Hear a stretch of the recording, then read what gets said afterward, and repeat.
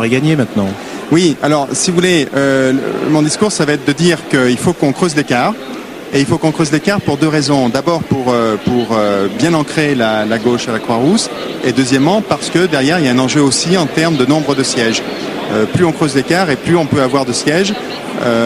Si on gagne... Vous êtes candidate dans les élections cantonales dans le 13e canton, si je ne me trompe pas. À Montchat. Voilà, Montchat, vous êtes avec 43% ou un petit peu plus de 43%. Donc en ballottage favorable, dirons-nous. Est-ce que vous profitez vous aussi de la vague rose dont parlait Éric Lafond il y a une seconde?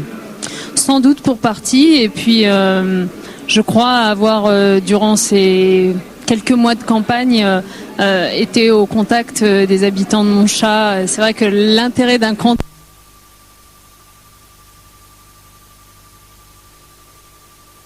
bon tour dimanche prochain. Est-ce que vous avez été surpris vous aussi par ce qui s'est passé ce soir dans la ville de Lyon?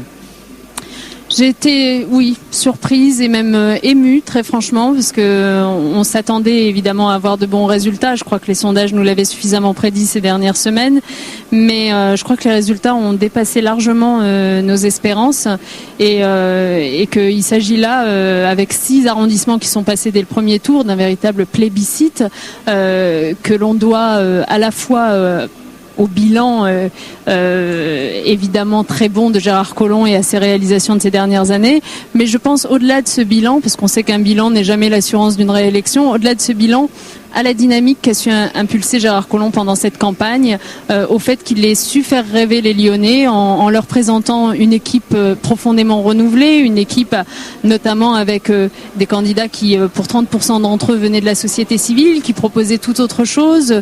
Voilà, une dynamique, une ambition pour la ville que les Lyonnais ont su reconnaître et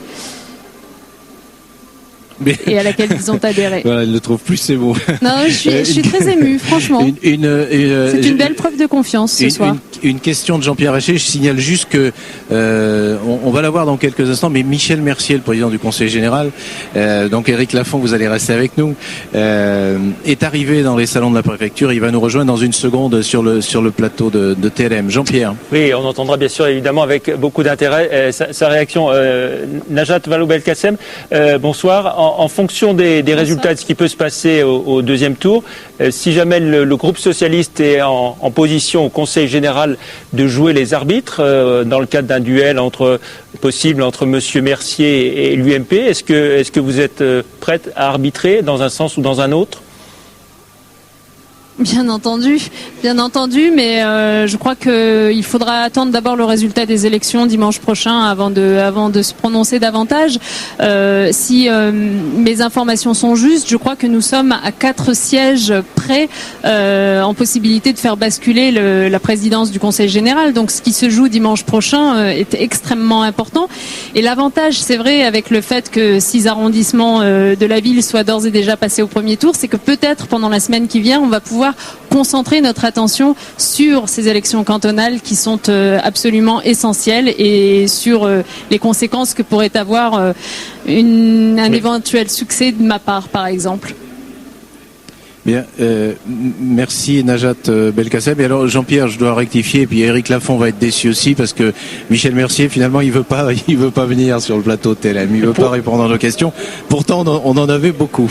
Pour repréciser ma question à Najat Vallaud-Belkacem, dans l'hypothèse où le groupe socialiste ne serait pas le premier et ne serait pas en position de prendre la présidence du Conseil général, et dans le cadre où il y aurait un duel et où ça se jouerait entre l'UMP et le modem Michel Mercier, est-ce que vous êtes prête, vous, socialiste, à sauver le soldat Mercier plutôt que d'avoir un UMP président du Conseil général ?